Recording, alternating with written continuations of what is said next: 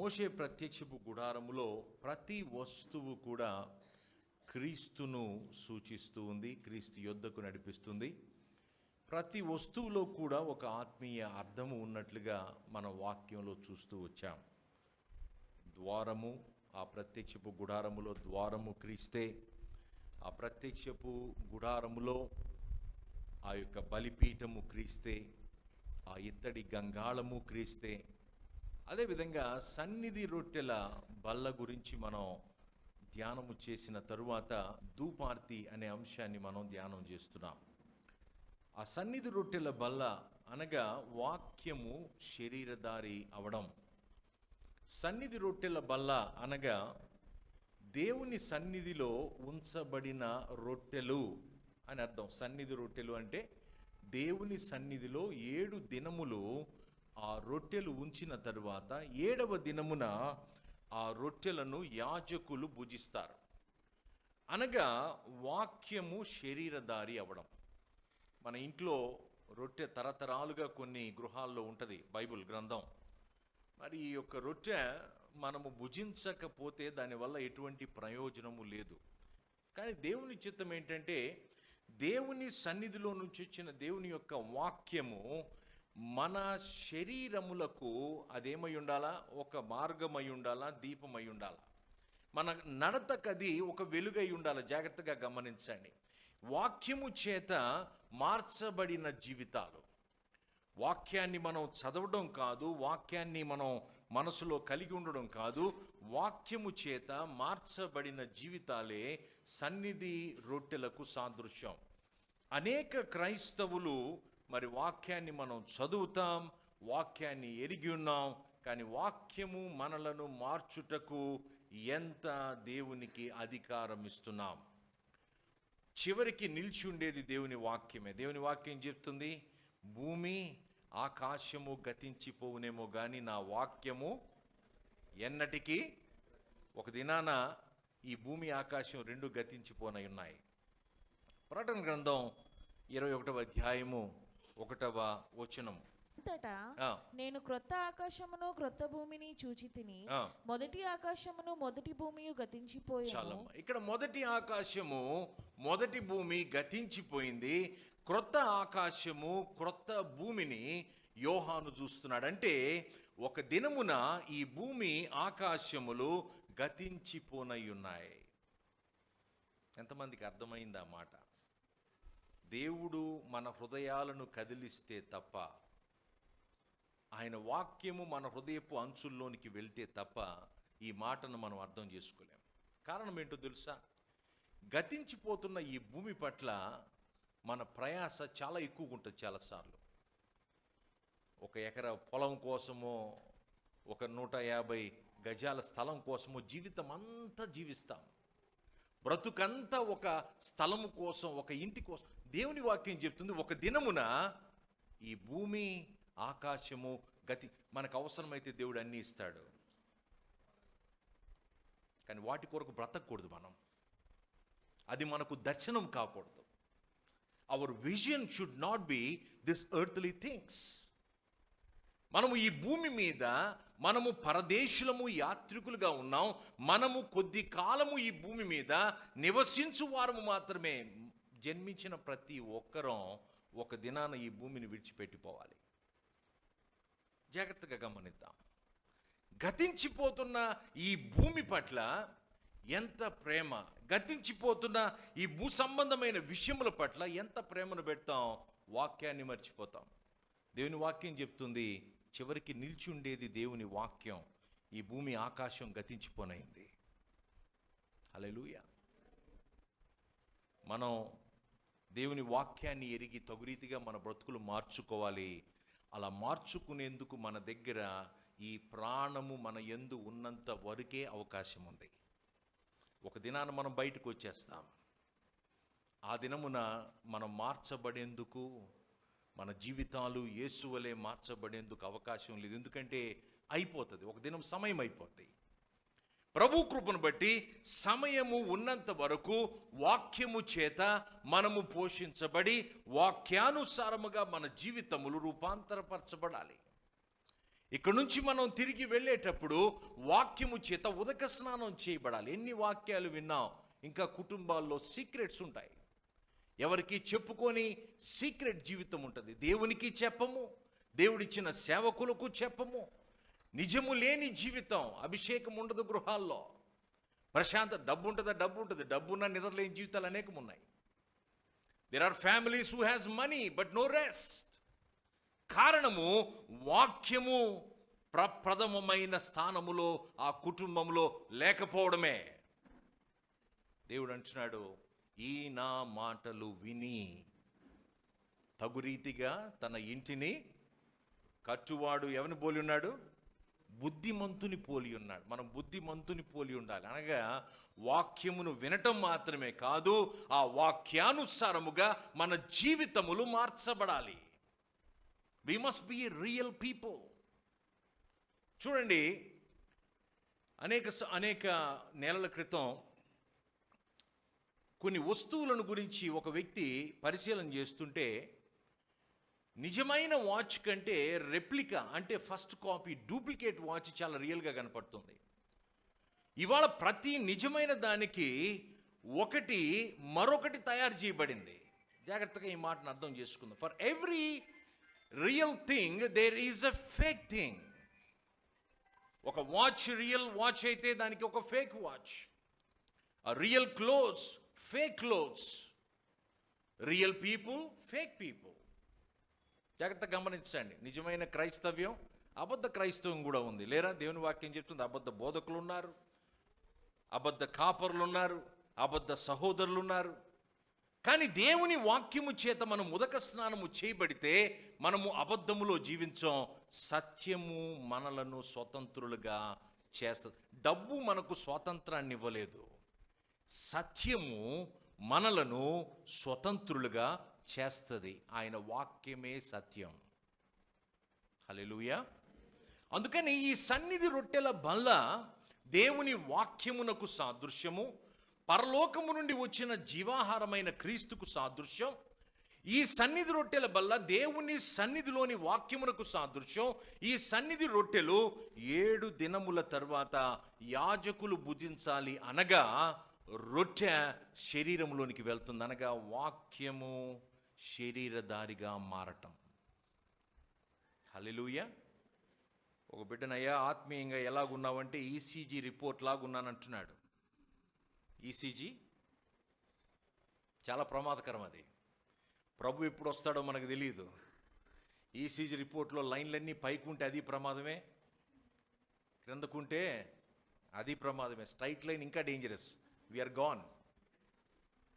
నీవు వెచ్చగానైనను చల్లగానైనను లేవు. ఒకరోజేమో ఆత్మీయత, మరొక రోజు ఆత్మీయత ఏమైంది నాకే అర్థం కావడం లేదు. కారణం ఏంటి? వాక్యం చదవలేము, ప్రార్థన లేదు, సహవాసము లేదు, దేవుని వాక్యము చేత నింపబడే జీవితం లేదు. కేవలము ఆదివారం మాత్రమే భోంచేస్తే సరిపోదుగా? సరిపోతుందా? ఉన్నారు ఎవరన్నా సండే టు సండే మాత్రం భోంచేసేవాళ్ళు?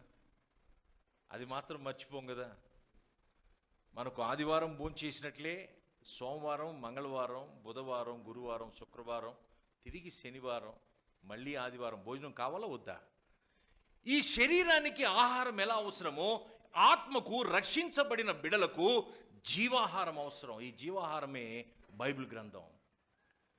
బైబిల్ చదివి బట్టి కాదు, బైబిల్ చదివి బైబిల్లోని మాటలకు విధేయత చూపి కన్నీటి ప్రార్థన చేసే బిడ్డలు సహవాసములో ఉండే విషయంలో నిర్లక్ష్యం చేయరు. పాస్టర్ బీలీ గారు ఒక దర్శనాన్ని చెప్పారు. ఒక కట్టెలు అక్కడక్కడ కాలుతూ ఉన్నాయి. ఒక దగ్గర ఒక కట్టెల కుప్ప తగలబడుతూ ఉంది. అక్కడక్కడ కాలుతున్న కట్టెలు కొద్ది సమయము కాలిన తర్వాత ఆరిపోవడం ప్రారంభించాయి. ఒక కుప్పగా పోయబడిన కట్టెలు అవి కాలుతూ ఉన్నాయి. ఒక కట్టె ఆరిపోతే పక్కనున్న ఇంకొక కట్టె దాన్ని రగిలిస్తుంది. ఏంటి ప్రభువా ఈ దర్శనం అంటే? దేవుడు చెప్తున్నాడు, ఒంటరిగా అయిపోయి సహవాసము లేకుండా, చర్చి జీవితము లేకుండా ఒంటరిగా అయిపోతే కొద్ది కాలము కాలుచున్నను ఆ కట్టె ఒక దినాన ఆరిపోద్ది. నీవు సహవాసములో ఉంటే నీ ఒకవేళ ఆరిన స్థితి ఉంటే నిన్ను వెలిగించే కట్టె నీ పక్కనే ఉంటుంది. హల్లెలూయా, హల్లెలూయా. మనము వాక్యమునకు విధేయత చూపాలి. దేవుని వాక్యానుసారమైన జీవితంలో మనము ముందుకు కొనసాగాలంటే ఈ జీవాహారమును దేవుడిచ్చు ఈ వాక్యమును మనం నిర్లక్ష్యము చేయకూడదు. ఆ తరువాత వస్తువు ప్రత్యక్షపు గుడారములో ధూపార్తి. ఈ యొక్క ఉదయం మనం ఈ ధూపార్తిని గురించి మనం ధ్యానం చేద్దాం. ధూపార్తి అతి పరిశుద్ధ స్థల సంబంధ జీవితముకు పరిశుద్ధ స్థల సంబంధ జీవితమునకు మధ్య ఒక తెరవలే ఉంది. అనగా అతి పరిశుద్ధ స్థలాన్ని పరిశుద్ధ స్థలాన్ని వేరు చేయు ఒక తెరకు ముందు ఈ యొక్క ధూపార్తి ఉంది. నిర్గమకాండము 30వ అధ్యాయం 6 నుంచి 8 వరకు. నిర్గమకాండము సాక్ష్యపు మందసము నొద్ద నుండి అడ్డతెర ఎదుట అనగా శాసనముల మీది కరుణాపీఠము ఎదుట నీవు దాన్ని ఉంచవలెను. అక్కడ నేను నిన్ను కలుసుకొందును. అహరోను ప్రతిదినము ప్రొద్దున దాని మీద పరిమళ ద్రవ్యముల ధూపము వేయవలెను. అతడు ప్రదీపములను చక్కపరుచున్నప్పుడు దాని మీద ఆ ధూపము వేయవలెను. మరియు సాయంకాలమందు అహరోను ప్రదీపములను వెలిగించినప్పుడు దాని మీద ధూపము వేయవలెను. చూడండి, చాలమ్మా, చాలు. ప్రతి ఉదయము ప్రతి సాయంత్రము ఈ ధూపము వేయాలి. ప్రతి ఉదయము ప్రతి సాయంత్రము ఈ యొక్క ధూపార్తి మీద ధూపము వేయాలి. అనగా ఇది ప్రతి ఉదయము సాయంత్రము మనము చేయు ప్రార్థనకు ఇది సాదృశ్యమైంది. ఇది ప్రార్థనా జీవితానికి సాదృశ్యమైంది. జాగ్రత్తగా గమనిద్దాం. ఇది ఉదయము సాయంత్రము ఈ ధూపార్తి మీద ధూపము వేయాలి. హల్లెలూయా. మన జీవితంలో సీజనల్ ప్రేయర్ లైఫ్ ఉంటుంది. దేవుని వాక్యం చెప్తుంది ప్రతి ఉదయము ప్రతి సాయంత్రము మనము ధూపము వేయాలి. లూకా సువార్త 1వ అధ్యాయం 8 నుంచి 10 వరకు. లూకా సువార్త 1వ అధ్యాయము 8 నుంచి 10 వరకు. తన తరగతి క్రమము చొప్పున దేవుని ఎదుట యాజక ధర్మము జరిగించుచుండగా యాజక మర్యాద చొప్పున ప్రభువు ఆలయములోనికి వెళ్లి ధూపము వేయుటకు అతనికి వంతు వచ్చెను. ధూప సమయముల యందు ప్రజల సమూహమంతయు ప్రజల సమూహమంతయు వెలుపల ప్రార్థన చేయుచుండగా. జాగ్రత్తగా గమనించండి. ఇక్కడ యోహాను తండ్రి, బాప్తిసం ఇచ్చు యోహాను తండ్రి, ఆయన యాజక ధర్మము చొప్పున తన వంతు వచ్చింది. ఆ వంతు సమయంలో ఆయన ధూపము వేయడానికి లోనికి వెళ్ళగా బయట ఉన్న విశ్వాసులందరూ ప్రార్థించుచుంటిరి. ఈ ధూప సమయము ప్రార్థనా సమయం. హల్లెలూయా. ధూపము వేయుటకు ఉపయోగించే ఈ వస్తువు ప్రార్థనా జీవితానికి సాదృశ్యం. ఆ ధూపార్తిలో ఆ ధూప ద్రవ్యములు వేస్తే పొగ ఎటు వెళ్తుంది? పైకి వెళ్తుంది. మన ప్రార్థనలు ఎటు వెళ్తున్నాయి? పైకి వెళ్తున్నాయి. చూడండి, కీర్తనలు 141 1-2 వచనాలు. కీర్తనలు 140. నేను నీకు మొరపెట్టుచున్నాను, నా యొద్దకు త్వరపడి రమ్ము. నేను మొరపెట్టగా నా మాటకు చెవియొగ్గుము. నా ప్రార్థన ధూపము వలెను నేను చేతులెత్తుట సాయంకాల నైవేద్యము వలెను నీ దృష్టికి అంగీకారములగునుగాక. దేవుని వాక్యం చెప్తుంది, నా ప్రార్థన ధూపము వలెను. హల్లెలూయా, హల్లెలూయా. నా ప్రార్థన ధూపము వలెను, నేను చేతులెత్తుట సాయంకాల నైవేద్యము వలెను నీ దృష్టికి అంగీకారములగును. పాస్టర్ బెయిలీ గారు ఒక విషయం చెప్పారు.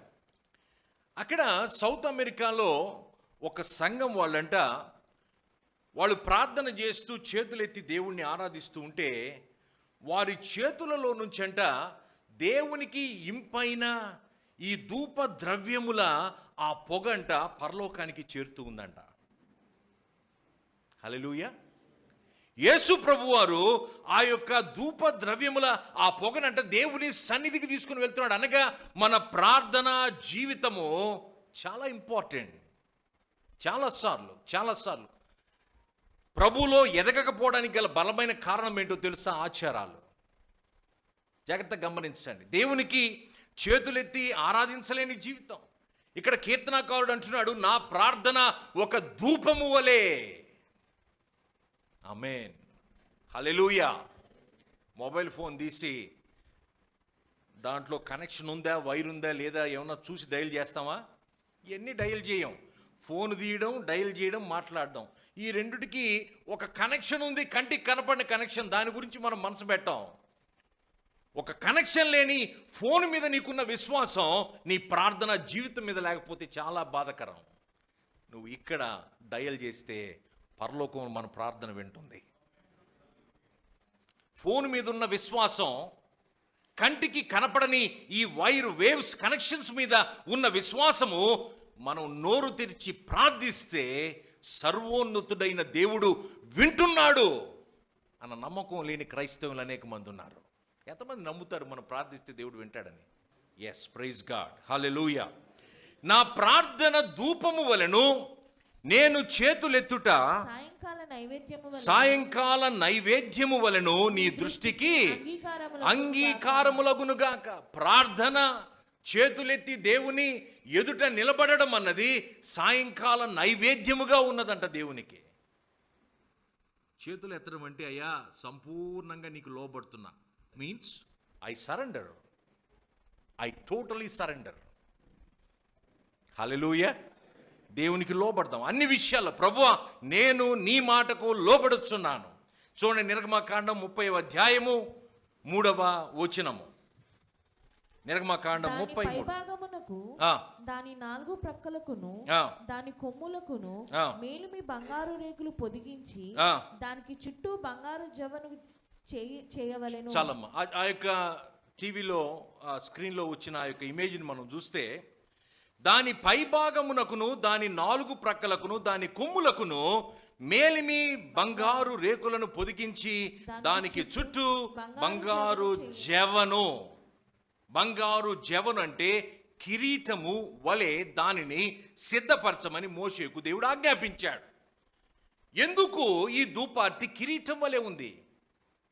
ఎందుకు ఈ యొక్క ధూపార్తికి 4 వైపులా కొమ్ములు పెట్టాడు? అవసరం లేకుండా దేవుడు వాక్యంలో ఏ పని చేయడు. ఈ కొమ్ములు శక్తికి సాదృశ్యమై ఉన్నాయి. అంటే ప్రార్థనలో శక్తి ఉంది. Hallelujah. There is a power in the prayer. ఈ కొమ్ములు శక్తికి సాదృశ్యమైన వాక్యములో. చుట్టూ ఉన్న బంగారు జవ కిరీటమునకు సాదృశ్యం. అనగా మన కొరకు ఎల్లప్పుడూ ప్రార్థనా విజ్ఞాపనములు చేయుచున్న రాజులకు రాజైన క్రీస్తుకు సాదృశ్యం. మన కొరకు ఆయన నిరంతరము ప్రార్థించుచున్నాడు. హల్లెలూయా, హల్లెలూయా. చూడండి, బంగారు రేకులు పొదిగించి చుట్టూ చదవండమ్మా. బంగారు రేకులు పొదిగించి దానికి చుట్టూ బంగారు జవను చేయవలెను. దాని జవకు దిగువను దానికి 2 బంగారు ఉంగరములు చేయవలెను. చూడండి, అనగా మన కొరకు ఎల్లప్పుడూ ప్రార్థన విజ్ఞాపనలు చేస్తున్న మన యేసుకి ఇది సాదృశ్యం. ప్రార్థన మనలను దేవుని సన్నిధికి నడిపించునని ధూపార్తిని మోయుటకు ఉన్న బంగారు ఉంగరాలు తెలియజేస్తున్నాయి. దేవుడు అంటున్నాడు, చూడండి, దానికి ఆ వైపున ఈ వైపున మోత కర్రలు ఉంచడానికి ఉంగరాలు పెట్టారు. ఈ మోత కర్రలు ఎందుకుంటాయంటే, దాన్ని మోసుకుని వెళ్ళి ప్రత్యక్షపు గుడారము ఎక్కడ ఆగితే అక్కడకు ఈ ధూపార్తి వెళ్ళాలి. అనగా మన ప్రార్థనలో దేవుని సన్నిధికి చేరడానికి ఇది సాదృశ్యం. హల్లెలూయా. చూడండి, నిర్గమకాండం 30వ అధ్యాయము 4-5 వచనాలు. దాని జవకు దిగువను దానికి 2 బంగారు ఉంగరములు చేయవలెను. దాని 2 ప్రక్కల యందలి దాని 2 మూలల మీద వాటిని ఉంచవలెను. అవి దాని మోయు మోతకర్రలకు స్థలములు. ఆ మోతకర్రలను తుమ్మకర్రతో చేసి వాటికి బంగారు రేకు పొదిగింపవలెను. చూడండి, ఎందుకు ఈ బంగారు ఉంగరములు ఉన్నాయంటే, ప్రార్థన మనలను దేవుని సన్నిధికి నడిపిస్తుంది. ప్రార్థనా జీవితము మనలను దేవుని సన్నిధికి చేరుస్తుంది. అందుకని ఈ మోతకర్రలు దేనికి సాదృశ్యం అంటే ఈ ధూపార్తి స్థలము మార్చబడ్డానికి సాదృశ్యం. ఎక్కడ ప్రత్యక్షపు గుడారం వేస్తే అక్కడకు ఈ ధూపార్తిని తీసుకుని వెళ్ళి అక్కడ నిలపాలి. ఈ యొక్క బంగారు ఉంగరములు మన ప్రార్థనా జీవితము దేవుని సన్నిధికి చేర్చడాన్ని బట్టి ఇది సాదృశ్యంగా ఉన్నాయి. ఎంతమంది మనం ప్రార్థనా జీవితంలో ముందు కొనసాగుతున్నాం? ఏదో తినేటప్పుడు ప్రార్థన ఖచ్చితంగా చేస్తాం. ఆహారం తీసుకునేటప్పుడు ఖచ్చితంగా, ఎందుకంటే ఏమైనా ప్రమాదం వస్తుందేమోనని చాలా భయం చాలామందికి. ఇచ్చిన ఆహారాన్ని బట్టి కృతజ్ఞత కంటే ప్రభువా దీనిలో ఉన్నాయి హానికరమైన తీసేయని ప్రార్థన చేస్తాం. ఎంత ఆశో ప్రాణం మీద. మొట్టమొదటి కృతజ్ఞతతో మన ప్రార్థన ప్రారంభం అవ్వాలి. హల్లెలూయా. జాగ్రత్తగా గమనించండి, ప్రార్థన చేయడం తప్పు కాదు. ఆహారం తీసుకునేటప్పుడు what is the motive of our prayer? ఉదయకాల సమయమున యాజకులు ధూప ద్రవ్యములు ఈ ధూపార్తి మీద వేయాలి. సాయంకాల సమయమున ధూప ద్రవ్యములు ఆ యొక్క ధూపార్తి మీద వేయాలి. అనగా ఉదయము సాయంత్రము ప్రార్థనతో ప్రారంభించి ప్రార్థనతో ముగించు జీవితం అయ్యింది. ప్రార్థనలో ఉండే బిడ్డల గురించి స్పెషల్గా మేము క్రైస్తవులు అని చెప్పుకోవాల్సిన అవసరం లే. ప్రార్థించే వాళ్ళ జీవితాలు చాలా స్పష్టంగా కనపడతాయి. చూచేందుకు కళ్ళు మాత్రమే కావాలి. హల్లెలూయా. ప్రార్థించు జీవితము ప్రభువు ఆత్మచేత మార్చబడిన జీవితం. జాగ్రత్తగా గమనించండి. ఇప్పుడు ఒకవేళ చేయడం లేదేమో, ఇక మీద చేద్దాం ప్రార్థన. ఒకవేళ ప్రార్థన ప్రాముఖ్యం కాదని అనుకుంటున్నావేమో, దేవుని వాక్యం చెప్తుంది ప్రార్థన నిన్ను దేవుని సన్నిధికి చేరుస్తుంది, మన జీవితాన్ని మారుస్తుంది, మన నిత్యత్వానికి సిద్ధపరుస్తుంది. అవసరతల నిమిత్తమే కాదు ప్రార్థన, అన్ని విషయంలో దేవునికి ప్రార్థన చేయాలి. హల్లెలూయా. ఈ ధూపార్తి క్రీస్తు ప్రార్థనా జీవితమును సూచిస్తుంది.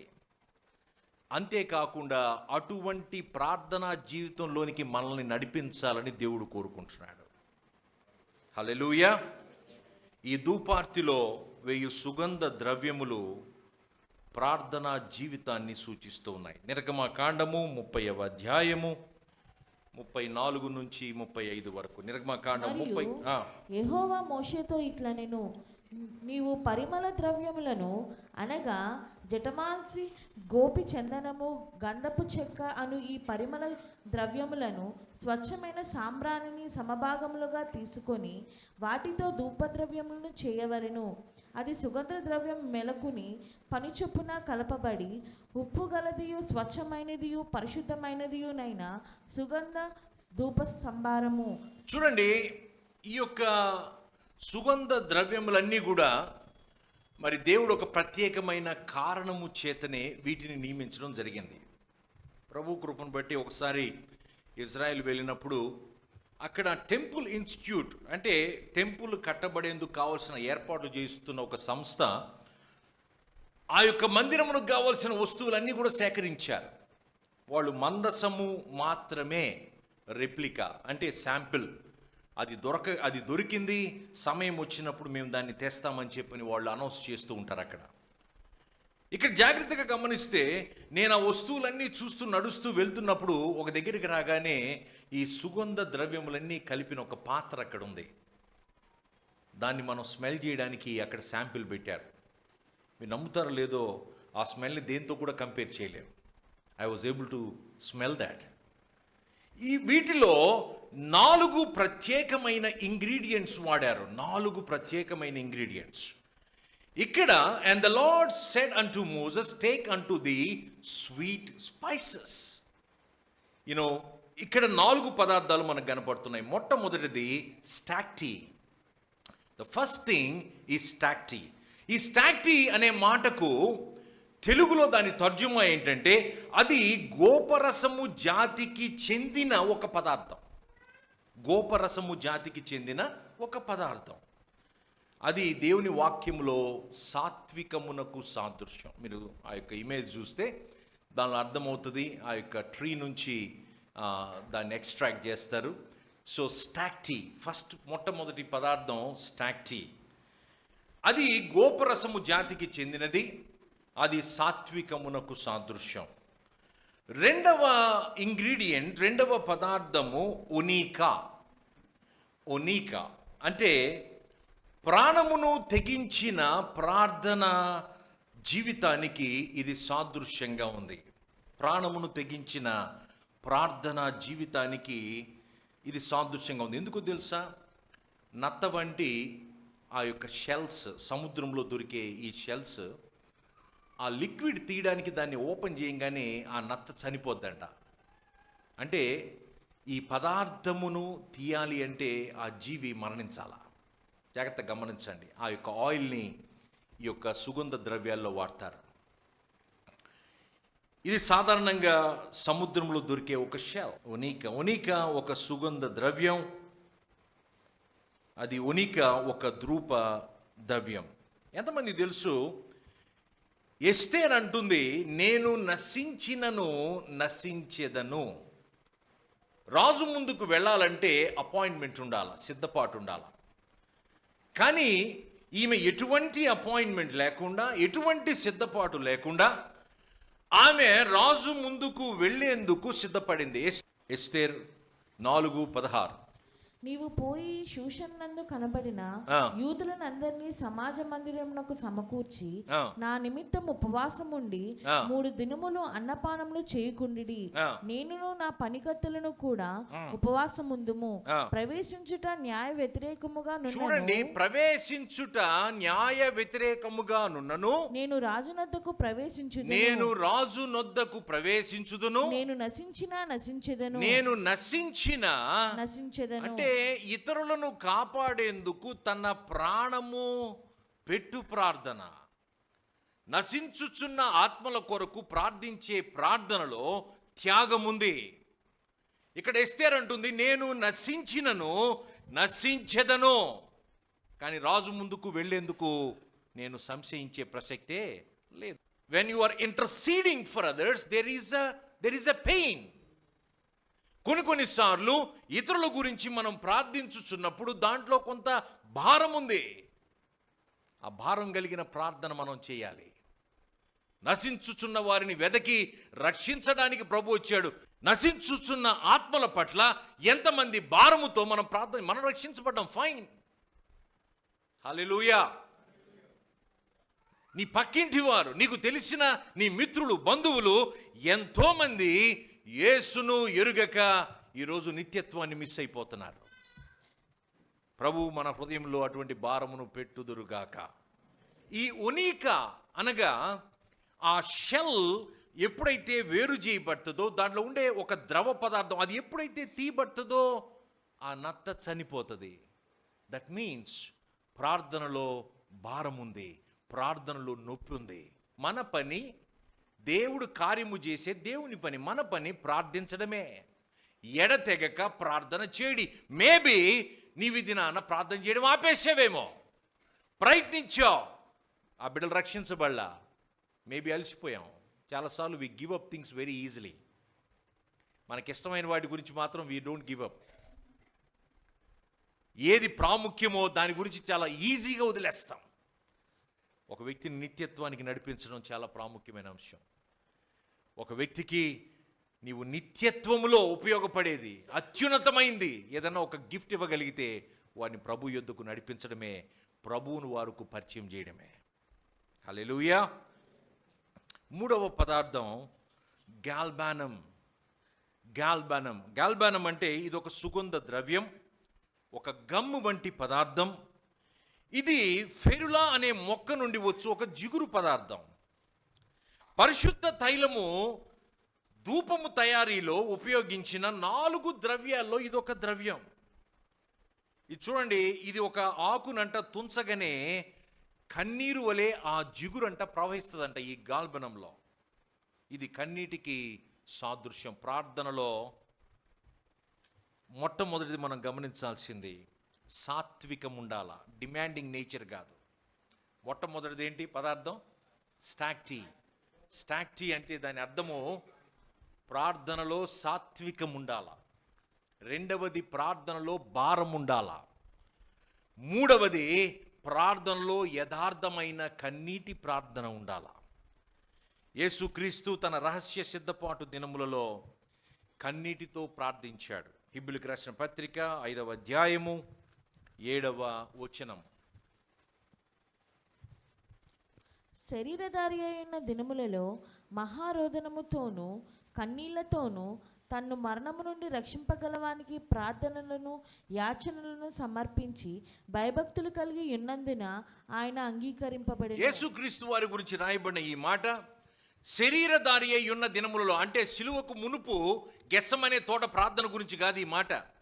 ఆయన సిద్ధపాటు సంవత్సరములు అనగా 30వ ఏట యేసు క్రీస్తు వారు ఆ యొక్క పరిశుద్ధాత్ముడు ఏ విధంగా అయితే ఆయన మీద వచ్చాడో, పరిచర్యకు సిద్ధపడ్డాడో, ఆ 30 సంవత్సరముల లోపల చోటు చేసుకున్న ఒక సంఘటన ఇది. ఎక్కువ యేసుక్రీస్తు సిద్ధపాటు యొక్క రహస్య సంవత్సరాల గురించి రాయలేదు కానీ బైబిల్లో, కానీ కొన్ని దగ్గరలా, ఉదాహరణకు నా నాలుకను వాడిగల ఖడ్గముగా ఆయన చేసెను, యేసుక్రీస్తు వారి గురించి రాయబడిన మాట. ఇక్కడ ఆయన రహస్య దినములలో, శరీరధారి అయి ఉన్న దినములలో మహారోదనముతోను కన్నీళ్లతోను తన్ను మరణము నుండి రక్షింపగలవానికి ప్రార్థనలను యాచనలను సమర్పించి భయభక్తులు కలిగి ఉన్నందున ఆయన అంగీకరింపబడెను. ఆయన మహారోదనముతో కన్నీళ్లతో తన్ను మరణము నుండి రక్షింపగలవానికి ప్రార్థన చేశాడు. మా father always he says one thing, your grand mother, ఆమె ఏడుస్తూ ఉంటే మా నాన్న వెళ్ళి అన్నాడంట, ఎందుకు ఎప్పుడు ఏడుస్తూ ప్రార్థన చేస్తావు? ఇప్పుడు తెలిసింది ఆ కన్నీటి యొక్క విలువ. ఎందుకు ప్రార్థన చేసిన ప్రతిసారి కన్నీరుగా రావాలా అని అంటే, ఆ ప్రార్థన యొక్క వెల ఇప్పుడు బిడ్డలు ఎదిగి ప్రయోజకులై ఉపయోగకరముగా మరి బిడ్డలు వాడబడుతున్నప్పుడు తన తరములో మార్పును తెచ్చింది కన్నీటి ప్రార్థన. ఆ పెద్దావిడ ప్రార్థన కొన్ని తరాలను ప్రభావితం చేసింది. ఈరోజు మనం ఏం ప్రార్థన చేస్తున్నాం? మన గురించి, మన అవసరాల గురించి ప్రార్థన చేస్తున్నామా, లేక మన తరతరాలను ప్రభావితం చేసే ప్రార్థన? ఎంతమంది నమ్ముతారు there is a power in the prayer? హల్లెలూయా.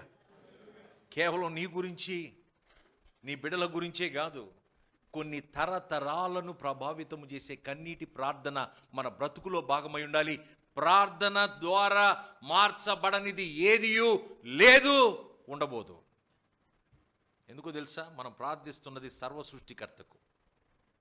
మన ప్రార్థనలు ఎక్కడ చేరుతున్నాయి? పరలోకానికి చేరుతున్నాయి, దేవుని యొద్దకు చేరుతున్నాయి.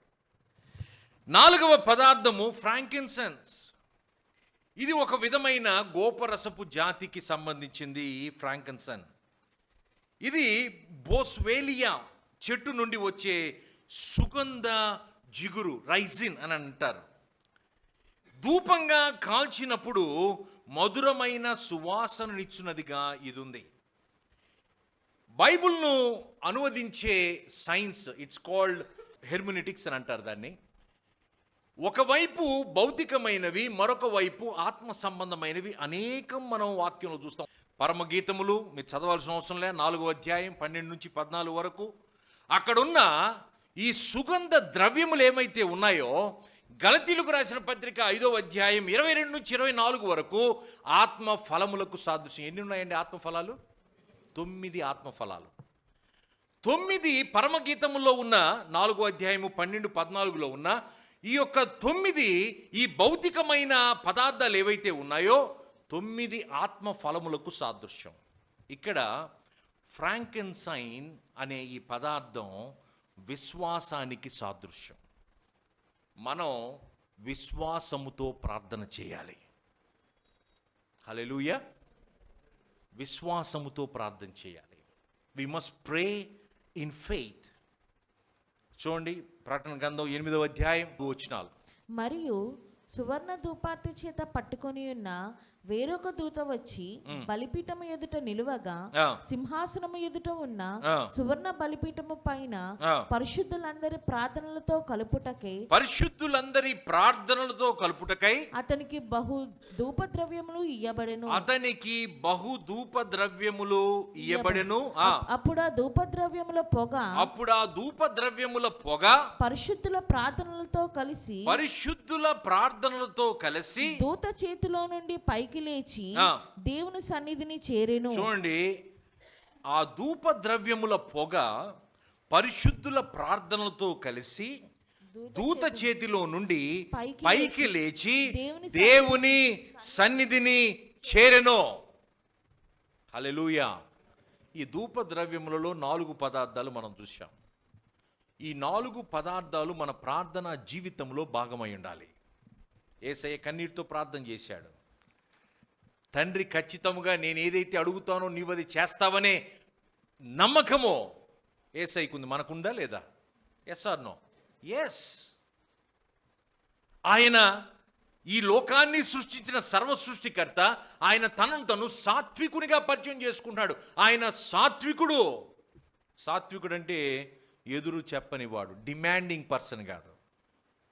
దేవుని వాక్యం చెప్తుంది, మొట్టమొదటి సుగంధ ద్రవ్యము అది దేనికి సాదృశ్యం అంట? సాత్వికమునకు. అనగా నాకు నువ్వు ఇది ఇస్తావా, లేస్తావా, చేస్తావా లేదా, అయ్యా నువ్వు నాకు ఇది ఇస్తావా లేదా, నా కొరకు ఇది చేస్తావు, నో అలా చేయం, నీ చిత్తమైతే ఇది నా ఎల్ల జరిగించు. దేవుని వాక్యానికి బ్యాలెన్స్ ఉంది. అడుగుడి ఇవ్వబడి అని వ్రాయబడి ఉంది. ఇంకొక దగ్గర దేవుని చిత్తానుసారముగా అడగాలనుంది. Yes or no?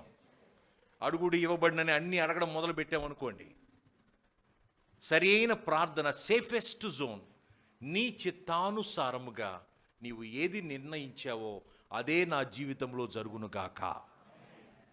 కొన్నిసార్లు ఆయన చిత్తం మనకి ఇష్టం ఉండదు, కానీ మనం విధేయతతో ఒబే చేయాలి. ఎందుకంటే మానవుడు స్వతహాగా తిరుగుబాటు చేయవాడు. దేవుడు ఒక ప్రణాళిక పెడితే ఇంకొక ప్రణాళికలో వెళ్ళడం మానవునికి పుట్టుకతో వచ్చిన లక్షణం.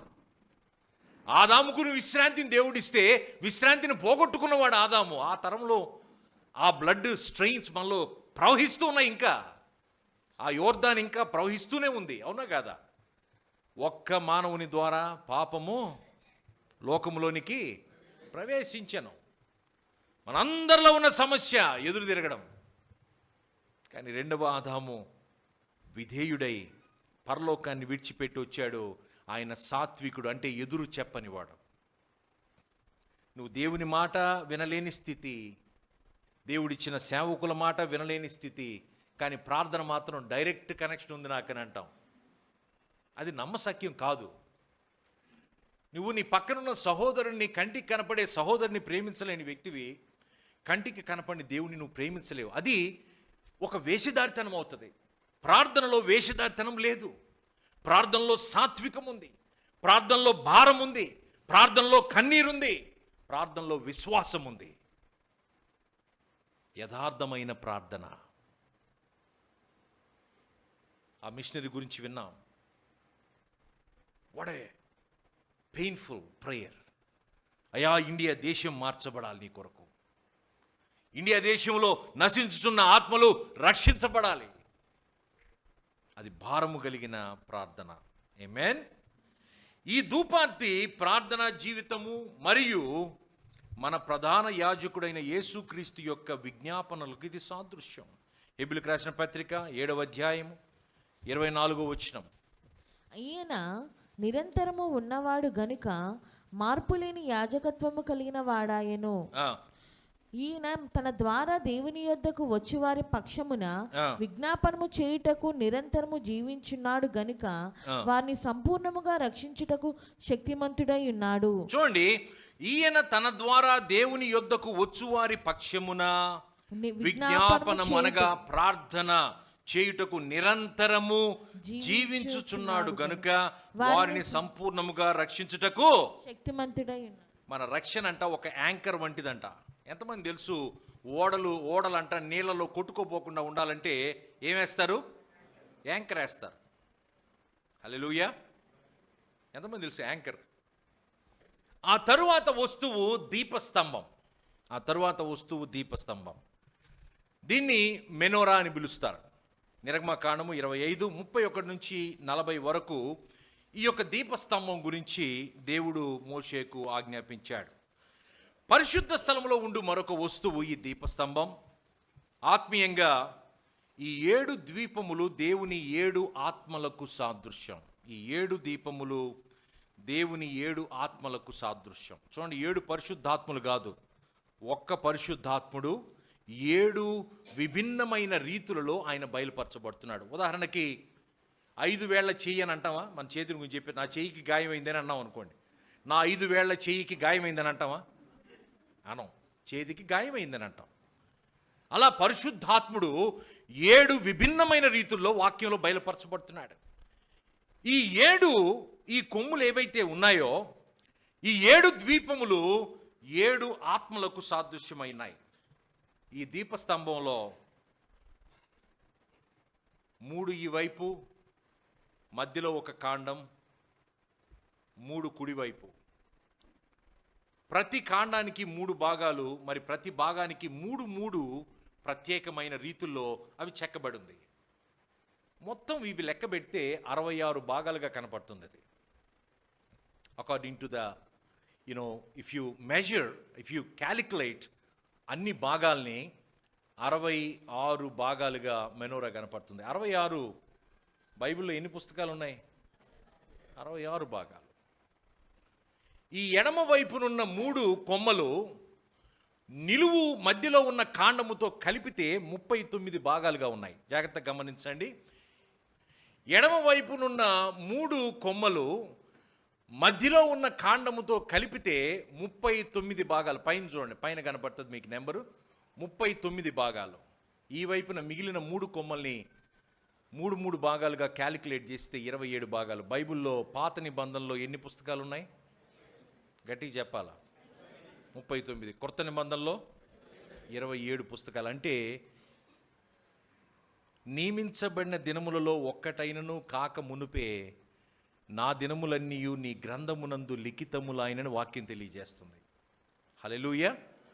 క్రీస్తు యేసునందు నెరవేర్చబడవలసిన ప్రతి వస్తువు, కెనానికల్ స్క్రిప్చర్స్ ఎన్నుకోక మునుపే బైబిల్లో 66 పుస్తకాలు మాత్రమే ఉండాలని దేవుడు ఆల్రెడీ బోధించాడు. అనేకం తర్వాత తెచ్చారు, దాన్ని కెనాన్ స్క్రిప్చర్గా దాన్ని యాక్సెప్ట్ చేయలే సంఘం. కానీ ఏవైతే యాక్సెప్ట్ చేశారో అవి మనోరా కొలతలతో కలుస్తున్నాయి. ఏమన్నా సంతోషకరంగా ఉందా మాట విని? దేవుడు బైబిల్ మన చేతికి రాకమునుపే ప్రత్యక్షపు గుడారములో ఉన్న మెనోరా ద్వారా 66 భాగములు 66 పుస్తకములకు సాదృశ్యంగా దేవుడు ఏర్పాటు చేశాడు. అందుకనే ఇది జీవవాక్యం. Hallelujah. Many books may give us the information, but only Bible can transform our lives. ఎందుకో తెలుసా? ఇది దేవుడు ఏర్పాటు చేసినది. ఈ మెనోరా 66 భాగములు కలిగి ఉంది. ఇది దేవుని వాక్యానికి సాదృశ్యం, బైబిల్కు సాదృశ్యమైంది. ఆది యందు దేవుడు, యేసు ప్రభువారే వాక్యమై ఉన్నాడు. ఈ దీపస్తంభము యొక్క కొమ్మలు ప్రతి దినము ఒలీవ నూనెచే నింపబడాలి. అనగా ఇది దేవుని 7 ఆత్మలకు సాదృశ్యం, దేవుడిచ్చు అభిషేకానికి సాదృశ్యం. దీన్ని మనం అనువదించాలంటే ఒకసారి ప్రకటన గ్రంథం 4వ అధ్యాయం 5వ వచనం చూద్దాం. త్వరగా we want to finish quickly. ఆ సింహాసనములో నుండి మెరుపులను, ధ్వనులను, ఉరుములను బయలుదేరుచున్నవి. మరియు ఆ సింహాసనము ఎదుట 7 దీపములు ప్రజ్వలించుచున్నవి. అవి దేవుని 7 ఆత్మలు. చూడండి, ఆ సింహాసనములో నుండి మెరుపులను, ధ్వనులను, ఉరుములను బయలుదేరుచున్నవి. మరియు ఆ సింహాసనము ఎదుట 7 దీపములు ప్రజ్వలించుచున్నవి.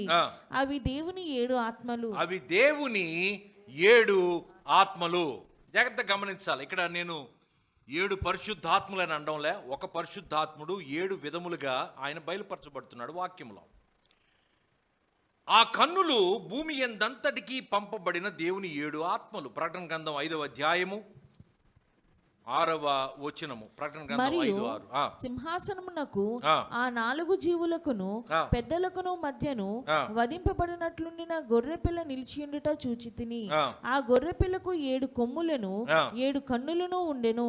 ఆ కన్నులు భూమి ఎందంతటికి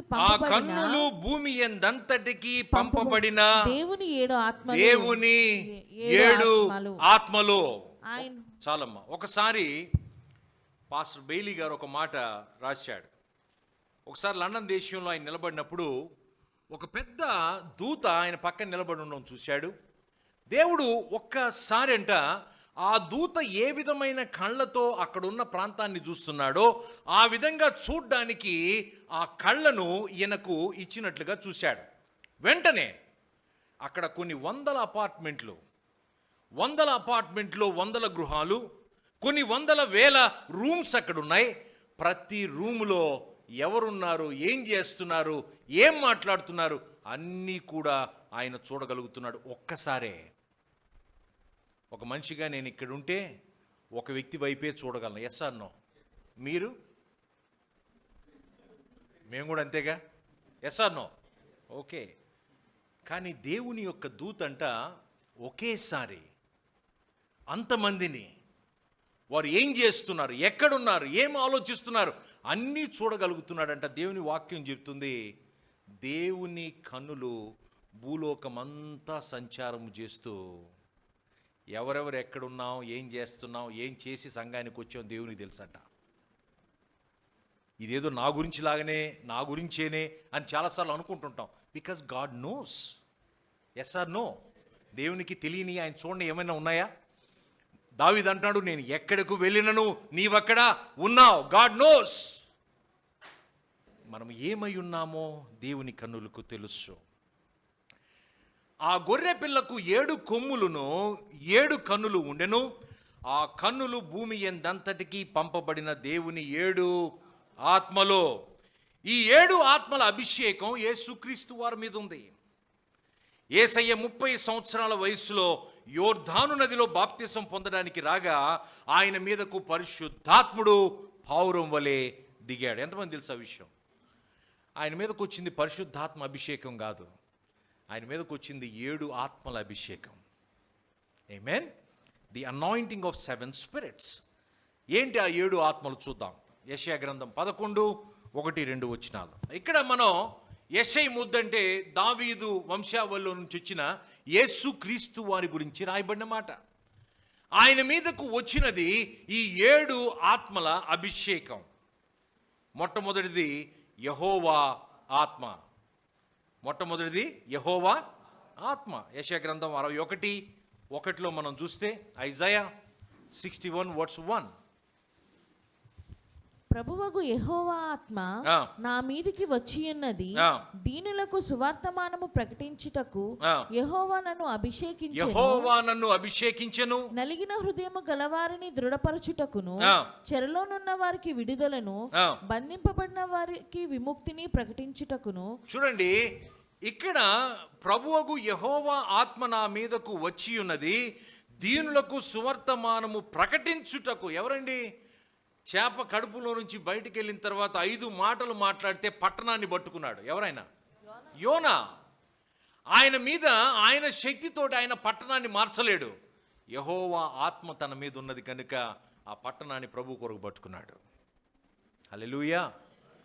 బిల్లీ గ్రామ్ గారి గురించి మనం వింటే ఆయన మీద ఉన్న గొప్ప అభిషేకం, ఎక్కడ కూడా అక్కడ గొప్ప గొప్ప కార్యాలు, అద్భుతాలు, మిరకలు జరిగినట్టు ఆయన చూపించలేదు. కానీ తన మీద ఉన్న అభిషేకం వాక్యమంతా చెప్పిన తరువాత, మీరు ముందుకు రండి, ప్రభువుకు మీ హృదయాలను అప్పగించండి అని ఒక పిలుపునిస్తే లక్షల మంది జనం వచ్చి ముందు నిలబడిపోయారు. హల్లెలూయా. దేవుని యొక్క యెహోవా ఆత్మ దీనులకు సువర్తమానము ప్రకటించుటకు దేవుడిచ్చే ఒక అభిషేకం ఇది. Hallelujah. We need that anointing. మన స్వశక్తితో మనం చేయగలిగింది దేవుని శక్తితో మనము 100 చేయగలం. మనం చాలాసార్లు స్వశక్తితో చేసిన పనులన్నీ కూడా మధ్యలోనే ఆగిపోతాయి. That's why we need to wait upon God. కానీ చాలాసార్లు వెయిటింగ్ అన్నది మానవులకి ఇష్టం ఉండదు. వి నీడ్ టు వెయిట్. 30 సంవత్సరాలు ప్రభు వెయిట్ చేసింది, 3.5 సంవత్సరం పరిచర్య. మోషే 40 సంవత్సరాల సిద్ధపాటు కాదు, 80 సంవత్సరాల సిద్ధపాటు, 40 సంవత్సరాల పరిచర్య. జాగ్రత్త గమనిద్దాం. వెయిటింగ్. దేవుని యొక్క అభిషేకము కొరకు వేచి ఉండడం. మొట్టమొదటిది యెహోవా ఆత్మ, రెండవది జ్ఞానమునకు ఆధారమగు ఆత్మ. ఎవరి దగ్గర ఉందండి ఈ అభిషేకం? ఎవరి మీదకు వచ్చింది బైబిల్లో? సొలొమోను మీదకు ఈ అభిషేకము రాగా చుట్టుపక్కల దేశాలు ఆశ్చర్యపడి ఆయన చేసిన పనులను చూడడానికి వచ్చారు. అటువంటి జ్ఞానము కలిగిన వారు ఆ తరములో ఇక లేరు. ఎక్కడదా జ్ఞానం? జ్ఞానమునకు ఆధారమగు ఆత్మ అభిషేకం ఆయన మీదకు వచ్చింది. వివేకమునకు ఆధారమగు ఆత్మ, ఆలోచనకు ఆధారమగు ఆత్మ. దానియేలు దగ్గర కలలకు అర్థం చెప్పగలుగుతున్నాడు. Yes or no? మిగతా వాళ్ళ దగ్గర అభిషేకం లేదు, కానీ ఆయన మీద దేవుడు అభిషేకాన్ని ఉంచాడు. బలమునకు ఆధారమగు ఆత్మ ఎవరి దగ్గర ఉంది బైబిల్ గ్రంథంలో? సంసోను పట్టణపు తలుపులను పట్టుకొని హెబ్రోను మీదకు నడుచుకుంటూ వెళ్తున్నాడు, పైకి అప్వర్డ్. ఎక్కడి నుంచి వచ్చింది ఆ బలం ఆయనకు? దేవుని యొక్క బలం. క్రైస్తవుడు ఎప్పుడు కూడా దేవుని బలం మీద ఆధారపడాలి. మనం స్వశక్తిని ఆధారం చేసుకుని జీవించకూడదు. హల్లెలూయా. బలమునకు ఆధారమగు ఆత్మ, తెలివిని పుట్టించు ఆత్మ. చివరిది యెహోవా ఎడల భయభక్తులు పుట్టించు ఆత్మ. ఈ చివరిది ఒకసారి చూస్తే, యెహోవా ఎడల భయభక్తులు పుట్టించు ఆత్మ. అనేక సంవత్సరాల క్రితం మా ఫాదర్ని ఒకసారి నేను వేసిన ప్రశ్నకు, మీ దినాల్లో మీటింగ్లు అంటే ఇంత హడావుడి, ఆ లైటింగ్లు ఇంత ఉండేదని అంటే, తను అన్న మాట ఏంటంటే, ఇవన్నీ లేవు కానీ మాకు ఖచ్చితంగా భయము భక్తి ఉండిందని అన్నాడు. పెద్ద తరానికి ఉన్నది ఏంటో తెలుసా? పెద్దలకు భయము రెండు. భక్తి ఉంది, దేవుని వాక్యం అంటే భయం కూడా ఉంది. ఇవాళ మనకు భక్తి ఎక్కువ ఉంది కానీ భయం లోపించింది సంఘానికి, సార్వత్రిక సంఘానికి. జాగ్రత్తగా గమనిద్దాం. దేవుడంటే భయము భక్తి కలిగిన బిడ్డలు. హల్లెలూయా. చూడండి, ఆయన ఎడల భయభక్తులు కలిగించు ఆత్మ. దేవుని యొక్క వాక్యమునకు మనము భయభక్తులు అంటే, ఈ భయము అనే మాట చాలాసార్లు మన వాళ్ళకి అర్థం కాని ఒక పెద్ద అంశం. ఒక పోలీస్ ఆఫీసర్ని చూసి దొంగ భయపడే భయము వేరు. అదే పోలీస్ ఆఫీసర్ని చూసి తన కుమారుడు భయపడే భయం గౌరవప్రదమైన భయం, రెవరెన్షియల్ ఫియర్. నా దేవుడు నేను ఇలా బిహేవ్ చేస్తే ఏమనుకుంటాడో, నా కుటుంబంలో ఈ అబద్ధం ఉంది, దేవుడు ఏమనుకుంటాడో, కాపరికి నేను అబద్ధం చెప్పా ఏమనుకుంటాడో, మా జీవితంలో ఒక గోప్యత ఉంది, దేవుడు ఏమనుకుంటాడో. Everything is a secret. Hallelujah. గుర్తుందా, ఒకసారి ఇద్దరు బిడ్డలు కలిసి తాతగారి దగ్గరికి వెళ్ళారు. తాతవ్వ దగ్గరికి వెళ్ళి, ఆ అబ్బాయి ఎవరు, అక్క తమ్ముడు, వాడు గోళీలాట ఆడుతుంటే తాత దగ్గర ఉన్న 10 బాతు పిల్లల్లో ఒక పిల్లకు తగిలింది. అది పడి చచ్చిపోయింది. దాన్ని ఏదో మట్టి కప్పేసి పూడ్చిపెట్టేశారు. ఇంకా ఎన్ని మిగిలినాయాడా? 9. ఆ 9 తిరుగుతుంటే తాత చూశాడు, అడిగాడు. తాత అడిగితే అక్క చెప్తుంది, తమ్ముడు తాత అడుగుతున్నాడు చెప్పమంటామంటే వద్దు అంటే పోయినా బట్టలు ఉతుకమంటుంది. పోయి ఉతికాడు. తమ్ముడు ఒక గ్లాసు నీళ్లు తీసుకురావాలా, తెచ్చాడు. వాడేమన్నా పని చేయకపోతే తాతకు చెప్పమంటావా బాతు పిల్ల అంటుంది. ఒక దినాన ధైర్యంగా వెళ్ళి తాతతో చెప్పాడు, తాత ఒక సమస్య వచ్చిందంటే ఏం వచ్చిందిరా అన్నాడు. 10 రోజులైంది కదా మేము ఊరికి వచ్చి, వచ్చింది నాన్న ఆడుకుంటాం, ఒక బాతు పిల్లకి తగిలింది చనిపోయిందంటే, అయ్యో నువ్వేనా దాన్ని చంపింది? అవును నేనే. పర్లేదులే బాబు, చచ్చిపోయింది అయిపోయింది వదిలే. వెంటనే నీడు బయటకు వస్తుంటే అక్క వచ్చింది, రే ఒక గ్లాస్ నీళ్ళు అంటే నేను దేనంటున్నాడు. ఎందుకు? ఇప్పుడు నిజం చెప్పాడు. చాలాసార్లు కప్పి పెట్టబడిన విషయాలు నువ్వు బహిర్గతంగా నిజముగా యథార్థముగా దేవుని సన్నిధిలో ఒప్పుకుంటే అదే స్వాతంత్రాన్ని పొందుకుంటావు. ఆ ధైర్యము యూదా గోత్రపు సింహం వలె యథార్థత కలిగిన కుటుంబాలుగా దేవుని సన్నిధిలో మనం నిలబడగలం. యెహోవా ఎడల భయభక్తులు పుట్టించు ఆత్మ. ఆ తరువాత వస్తువు తెర. చూడండి, నిర్గమకాండము 26వ అధ్యాయం. ధూమ్ర రత్నవర్ణము గల ఒక అడ్డతెరను పేనిన సన్ననారతో చేయవలెను. అది చిత్రకారుని పని అయిన కెరూబులు గలదిగా చేయవలెను. తుమ్మకర్రతో చేయబడి బంగారు రేకు పొదిగిన 4 స్తంభముల మీద దాన్ని వేయవలెను. దాని వంకులు బంగారువి, వాటి దిమ్మలు వెండివి. ఆ అడ్డతెరను ఆ కొలకులు క్రింద తగిలించి సాక్ష్యపు మందసము అడ్డతెర లోపలికి తేవలెను.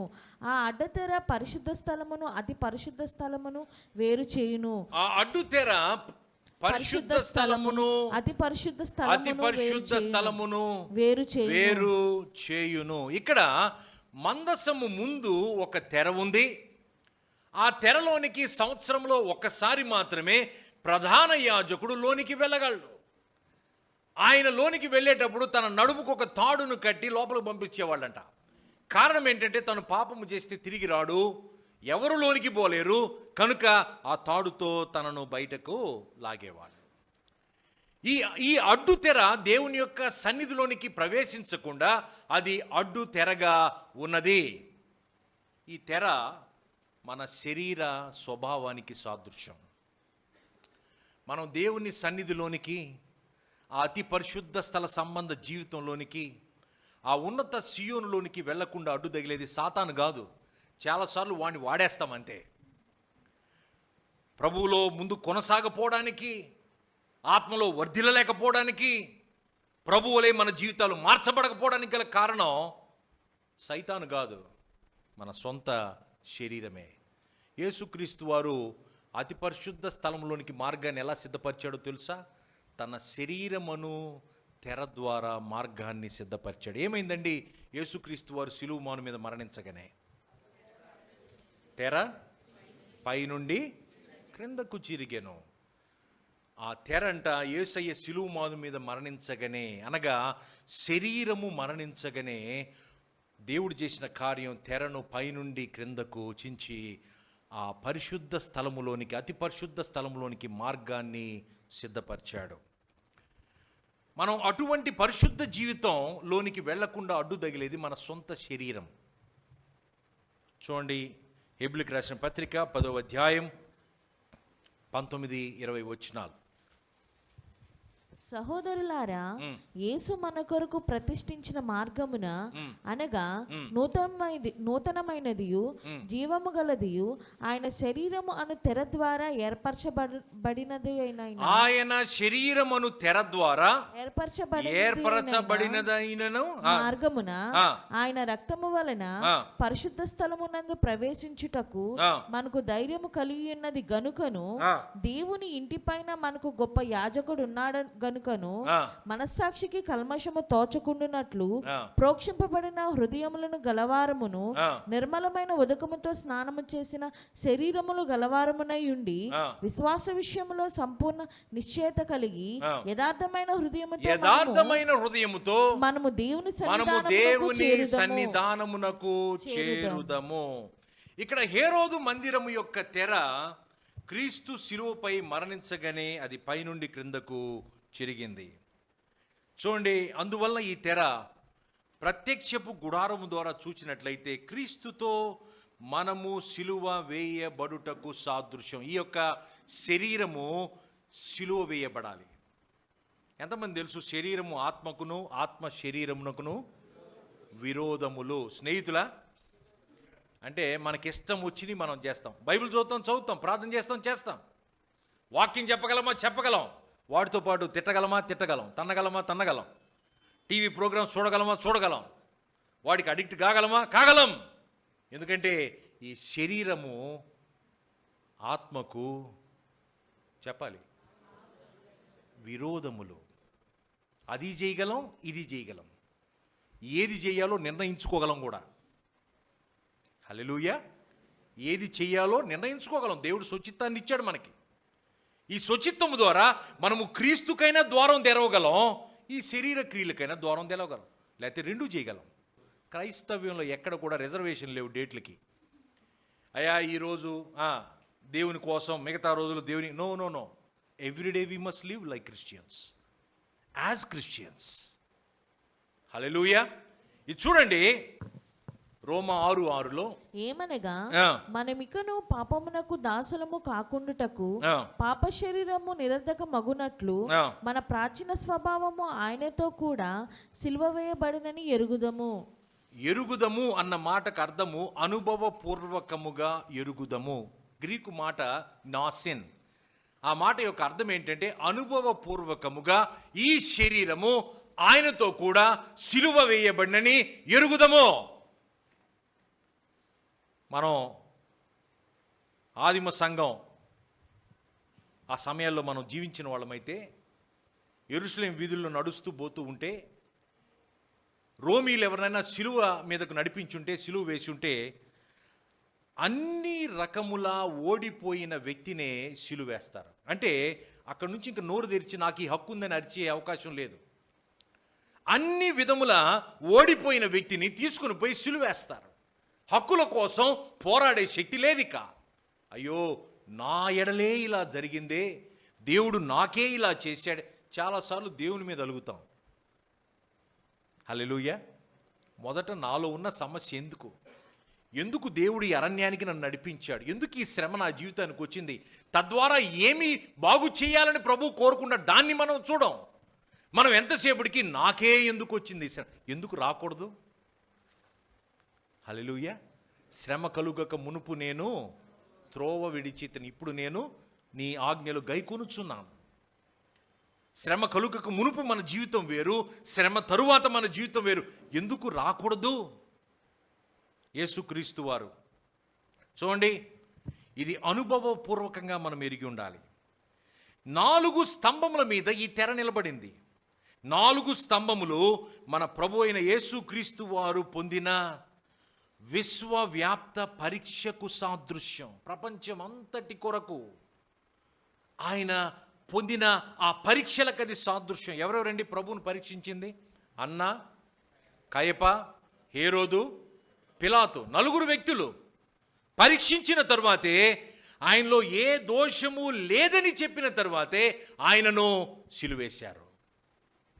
విశ్వాసులుగా మనం కూడా 4 విషయాల్లో 4 రకాలుగా పరీక్షించబడతాం. లోకము ద్వారా పరీక్ష. అందరు జాగ్రత్తగా వినండి, అనండి. లోకము ద్వారా అనండి. In this world you will have tribulation. ఈ లోకములో మనకు పరీక్షలు ఉన్నాయి. సాతాను ద్వారా మనకు పరీక్షలు ఉన్నాయి. సంఘము ద్వారా మనకు పరీక్షలు ఉన్నాయి. 4వది క్రీస్తు ద్వారా మనకు పరీక్షలు ఉన్నాయి. బైబిల్ చెప్తున్న మాట. లోకములో పరీక్ష ఉంది, సాతాను ద్వారా పరీక్షలు ఉన్నాయి, సంఘములో పరీక్షలు ఉన్నాయి. అందుకనే సంఘానికి ఖచ్చితంగా రావాలా. ఎవరైనా బైపీసీ జాయిన్ అయ్యి నేను ఫిజిక్స్ రాయనంటే కుదరదుగా. Part of the syllabus. We must be tested and tried. Job 7:17లో ప్రతి క్షణమున నీవతని శోధించనేలా. నేను ఈ పరీక్షల వరకే నేను తట్టుకుంటాను, ఇవి నాకు వద్దు. చాలామంది చెప్తారు డైరెక్ట్ కనెక్షన్ విత్ క్రైస్ట్. దేవుడే శ్రమలు పెట్టాడని. రైట్, దేవుడు శ్రమలు అనుమతిస్తాడు. ఎందుకో తెలుసా? మన జీవితాలు మార్చబడ్డానికి. అవసరమును బట్టి నానా విధములైన శోధనల చేత మీకు కొద్ది కాలము శ్రమ కలుగుతుంది, అవసరాన్ని బట్టి. హల్లెలూయా. చూడండి, ఈ 4 విధములుగా మనం పరీక్షించబడతాం. లోకము, సాతాను, సంఘము, క్రీస్తు. క్రీస్తుతో అన్యోన్య సహవాసం కలిగి ఉండుటకు మనం ప్రతి పరీక్ష నందు గెలవాలి. ఆమేన్. ఒక దినానంట మనం అందరం దూతలను తీర్పు తీర్చనన్నామంటే ఎంతమంది తెలుసా మాట అండి? ఒక దినమున మనము దూతలను, ఏ దూతల్ని? మంచి దూతల్ని కాదు, పడిపోయిన దూతల్ని. వాళ్ళు ఏ కారణము చేత పరీక్షలో ఓడిపోయి పడిపోయారో ఆ అన్ని పరీక్షల్లో సంఘం గెలవాలి. ఆమేన్. వాళ్ళని ఒక దినాన్ని తీర్పు తీర్చాలంటే వాళ్ళు గర్విష్ఠులు, మనలో గర్వం ఉండకూడదు. వాళ్ళు ఓడిపోయిన ప్రతిదీ మనం గెలవాలి. ఆ దినమునే మనం తీర్పు తీర్చగలం. చివరిది నిబంధన మందసం. The last one is arc of the covenant. నిర్గమకాండం 25వ అధ్యాయం చదవాల్సిన అవసరం లేదమ్మా. 10 నుంచి 22 వరకు అతి పరిశుద్ధ స్థలములో దేవుని యొక్క మందసం ఉంచబడింది. ఈ వస్తువు పాత నిబంధనలో 108 సార్లు రాయబడింది. ఎన్నిసార్లు? 108 సార్లు రాయబడింది. ఈ మందసములో 10 ఆజ్ఞల రాతి పలకలున్నాయి. చిగురించిన అహరోను చేతికర్ర ఉంది. మరుగు చేయబడిన మన్నా 3 వస్తువులు. ఏమేమి మందసంలో ఏముందంట? మొట్టమొదటిది 10 ఆజ్ఞల పలకలు, తరువాత చిగురించిన అహరోను చేతికర్ర, మూడవది మరుగు చేయబడిన మన్నా. ఈ చెక్క పెట్టె మానవుని హృదయానికి సాదృశ్యం.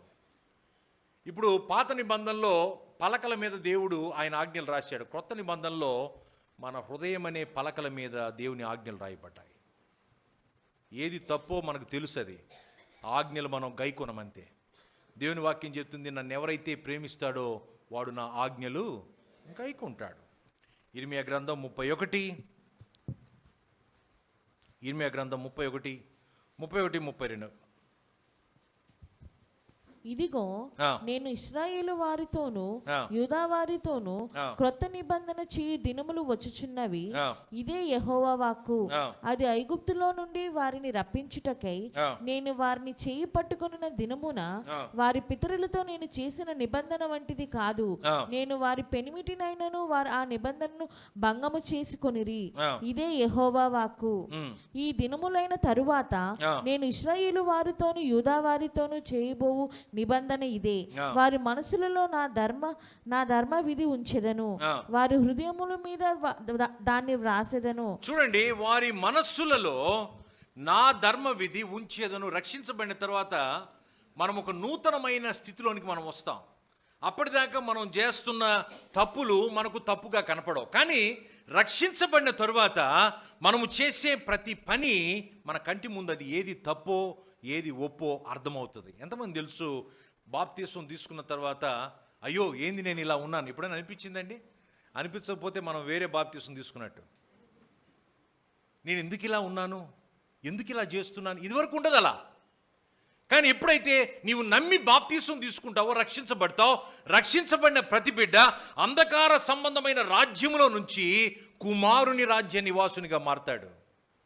అప్పుడు కళ్ళు తెరిస్తే చేస్తున్న తప్పులు చాలా స్పష్టంగా అర్థమవుతాయి.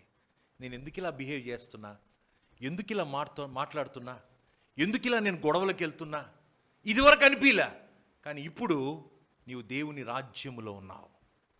దేవుని ఆజ్ఞలు ఎక్కడున్నాయంట? హృదయం అనే పలకల మీద ఉన్నాయి. దేవుడు గుర్తు చేస్తుంటాడు, అయ్యా ఇది తప్పు, ఇలా మాట్లాడడం తప్పు. నీ హృదయం అనే పలకల మీద దేవుని మాటలు రాయబడి ఉన్నాయి, దేవుని ఆజ్ఞలు. దేవుని ఆజ్ఞలు మనం గైకొనాలి. హల్లెలూయా. ఆ తర్వాత ఆ లోపల ఉన్న వస్తువుల గురించి మనం చూస్తే మొట్టమొదటిది దేవుని వాక్యానికి సాదృశ్యమైన 10 ఆజ్ఞల పలకలు. ఆ తర్వాత అక్కడ మన్నా, బంగారు పాత్రలో మన్నా ఉంది. ఈ మన్నా ఏంటంట? పరలోకం నుండి వచ్చిన జీవాహారమైన క్రీస్తుకు సాదృశ్యం. మనం లోతైన వాక్య సత్యంలోనికి వెళ్ళాలి. ఒకసారి ఒక దైవజనుడు ఆఫ్రికా దేశానికి వెళ్తే అక్కడ బైబిల్ ట్రాన్స్లేషన్ కూడా చాలా తప్పులు ఉన్నాయి. బైబిల్లో కూడా అనువదించడం చాలా తప్పులు ఉన్నాయి.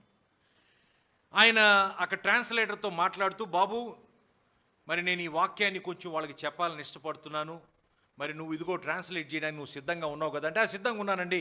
ఒక విషయం చెప్తున్నాను ఏంటనంటే, మీ ఇంగ్లీష్లో కనపడే పదాలు మా ఆఫ్రికన్ లాంగ్వేజ్లో లేవు అని అంటున్నాడు ఆయన. వెంటనే ఈ పాస్టర్ గారు వాస్తవానికి అది చాలా భయం కల్పించే పరిస్థితి. ఎందుకనంటే ఆయన బోధించాల్సిన మాటలు వాళ్ళ బైబిల్లో కనపడడం లేదంటే ఏం బోధిస్తారు ఇంకా. ఈయన ఆ ఆఫ్రికన్తో మాట్లాడుతూ మరి లోనికి వెళ్ళి ప్రార్థన చేస్తున్నాడు, ప్రభువా వీళ్ళకి ఇంత లోతైన మాటలు చెప్పడం కష్టం, వీళ్ళకి రక్షణ, బాప్తీసం, మారు మనస్సు అనే ప్రాథమికమైన విషయాలు చెప్పాలని నేను అనుకుంటున్నానని ప్రార్థన చేస్తుంటే దేవుడు ఆయనతో అంటున్నాడు, నాకు కావలసిన సంఘం రాజులైన యాజకులు, పసిబిడ్డలు కాదన్నాడు. హల్లెలూయా. పసిబిడ్డలు రక్షించబడేందుకు పాల వంటి వాక్యాన్ని వాళ్ళు ఆపేక్షిస్తారు. కానీ సంఘంలో రాజులు, యాజకులుగా ప్రభు కొరకు సిద్ధపరచాలంటే లోతైన వాక్య సత్యములు అవసరం. ఆమేన్. ఈ మన్నా మరుగు చేయబడిన మన్నా అని రాయబడింది బైబిల్లో. ఒక వ్యక్తి ముత్యాల వ్యాపారి, అప్పటికే ముత్యాల వ్యాపారి. మత్తయి 13లో చూస్తాం, ఆయన వెళ్తూ ఉన్నాడు. ఈ యొక్క అమూల్యమైన ముత్యము దొరికగా దాన్ని మళ్ళీ కప్పి పెట్టేసి వెళ్ళి తనకున్న సమస్తాన్ని అమ్మి దాన్ని కొన్నాడు. అది లోతైన సత్యం. ఇప్పటిదాకా ఎంతో విన్నాం, ఏవేవో విన్నాం, బ్రతుకు మార్చబడలా. కానీ ఒక దినాన ప్రభు అమూల్యమైన ముత్యాన్ని మన కళ్ళ ఎదుట పెట్టాడు. ఈ ప్రత్యక్షపు గుడారము ద్వారా మనం అటువంటి అమూల్యమైన ముత్యమే యేసుక్రీస్తు వారు. ఆయన వలె మన జీవితాలు మార్చబడాలి. ప్రార్థనా జీవితం ప్రభువును గణపరచాలి. మనం అన్ని విషయములలో యథార్థమైన హృదయంతో దేవుని సన్నిధికి మనం చేరాలి. ఆమేన్. ఈ యొక్క మన్నా జయించు వారికి ఇచ్చు ఆహారముగా మనం చూస్తాం. ప్రకటన గ్రంథం 2వ అధ్యాయము 17వ వచనం. ప్రకటన గ్రంథం 2:17. సంగములతో ఆత్మ చెప్పుచున్న మాట చెవిగలవాడు వినుగాక. జయించువానికి మరుగైయున్న మన్నాను భుజింపనిత్తును. జయించు వారికి మరుగైయున్న మన్నా. జయించకపోతే చెప్పాలి. మనం ప్రతిసారి చెప్తాం ఇక్కడ జయించాల్సిన విషయాలు ఈ శరీరము, లోకము, సాతాను. మనం జయించాలి, అవునా కదా? Yes or no? దేవుడు అంటున్నాడు, జయించిన వారికి ఈ మరుగు చేయబడిన లోతైన వాక్య సత్యములను నేను ఇస్తానంటున్నాడు దేవుడు. జయించాలి, ఈ లోకాన్ని జయించాలి, సాతానును జయించాలి, ఈ శరీరాన్ని జయించాలి. దానికి దేవుని కృప మనకు కావాలి. హల్లెలూయా. సంఘములతో ఆత్మ చెప్పుచున్న మాట చెవిగలవాడు వినుగాక. జయించు వారికి మరుగయ్యున్న మన్నాను భుజింప నిత్తును. ఎంతమంది తెలుసు పరలోకంలో కొంతమంది గొప్పవారుగా ఉన్నారు, పరలోకంలో కొంతమంది అల్పులుగా ఉన్నారు? ఎంతమంది తెలుసు? దేవుడు ఏమన్నా పక్షపాతే? కాదు. ఈ భూమి మీద నువ్వు జయించిన దాని కొలతను బట్టి పరలోకములో నీవు గొప్పవానిగా అయినా అల్పునిగా అయినా నిలబడే పరిస్థితి ఉంది. ప్రభు కృపను బట్టి ఇక్కడ ఉన్న వారందరము జయించుదుము గాక. హల్లెలూయా. చివరిది చిగురించిన అహరోను చేతికర్ర. సంఖ్యాకాండము 17వ అధ్యాయం 7 నుంచి 10 వరకు. మోషే వారి కర్రలను సాక్ష్యపు గుడారములో యెహోవా సన్నిధిని ఉంచెను. మరునాడు మోషే సాక్ష్యపు గుడారములోనికి వెళ్లి చూడగా లేవి కుటుంబపుదైన అహరోను కర్ర చిగురించి ఉండెను. అహరోను కర్ర చిగురించి ఉండెను. ఇక్కడ కోరహు సంతతి వారు ఎదురు దిగిన వాళ్ళు నాయకత్వం కొరకు వాళ్ళు పరిగెత్తుతున్నారు. ఇక్కడ అహరోను చేతి కర్ర కూడా ఉంచబడింది. ఈ కర్ర చెట్టు నుంచి నరికి వేయబడిన కర్ర. మిగతా కర్రలు ఫలించలా, అహరోను చేతి కర్ర చిగురించింది. అనగా యేసుక్రీస్తు వారు సిలువ వేయబడినను మృతులలో నుండి తిరిగి ఆయన పునరుద్ధానుడాయను. హల్లెలూయా. మరణించి మరణాన్ని జయించి తిరిగి లేచిన క్రీస్తుకు సాదృశ్యం. ఆ మరణములో నుండి క్రీస్తును లేపిన పరిశుద్ధాత్ముడు మనలో ఉన్నాడు. మనం ఎట్లాంటి జీవితం జీవించాలా? పునరుద్ధాన జీవితం జీవించాలా. పాపం ఇక మీ మీద ప్రభుత్వము చేయదు. దాని అర్థం ఏంటో తెలుసా? మీరు కృపను కలిగి ఉన్నారు కనుక మీరు పాపంపై ప్రభుత్వం చేయండి. Because you are not under the law, you are under grace. Hallelujah. ఈ మోషే ప్రత్యక్షపు గుడారం ఆవరణము నుండి పరిశుద్ధ స్థలానికి, పరిశుద్ధ స్థలము నుండి అతి పరిశుద్ధ స్థలములోనికి యేసువలే మన జీవితాలు మార్చబడాలి. చిన్నపిల్లలు, యవనస్తులు, తండ్రులు, ఆవరణంలో పసిబిడ్డలు, పరిశుద్ధ స్థల సంబంధమైన జీవితం కలిగిన వాళ్ళు యవనస్తులు, అతి పరిశుద్ధ స్థలములో తండ్రులు. పునరుద్ధాన జీవితం వాళ్ళ ఉంది. వాళ్ళు పునరుద్ధాన సంబంధమైన ఆ అభిషేకాన్ని కలిగి ఉన్నారు. లోతైన వాక్య సత్యములు వారిలో ఉన్నాయి. దేవుని ఆజ్ఞలు వాళ్ళ హృదయంలో ఉన్నాయి. వీరు తండ్రులు. వాక్యం ఇక్కడ లేదు, వాళ్లకు ఇక్కడుంది. ఆవరణము అతి పరిశుద్ధ స్థలం. చిన్నపిల్లలు, యవనస్తులు, తండ్రులు. 30 60 ఫలింపు, 100. ఐగుప్తు, అరణ్యము, సియోను. ఎక్కడికి వెళ్ళాలనుకుంటున్నాం? పరలోకానికి చేరడమే మన ప్రయాణం కాదు. ఆ ఉన్నతమైన పిలుపుకు తగ్గట్టుగా మనం పరిగెత్తాలి. పరలోకంలో కొంతమంది అల్పులు ఉన్నారు, పరలోకంలో కొంతమంది గొప్పవారు ఉన్నారు. ఆ ఉన్నతమైన ఆ పౌలు గారు మనకు తెలియజేసిన రీతిలో 3వ పరలోకమును ఆయన చూశాడు. ఆ ఉన్నతమైన దర్శనాన్ని మనం కలిగి వెనకున్న వాటిని ముందున్న వాటి కొరకై గురి యొద్దకు మనం పరిగెత్తాలి. ప్రార్థన చేద్దాం. Let us pray.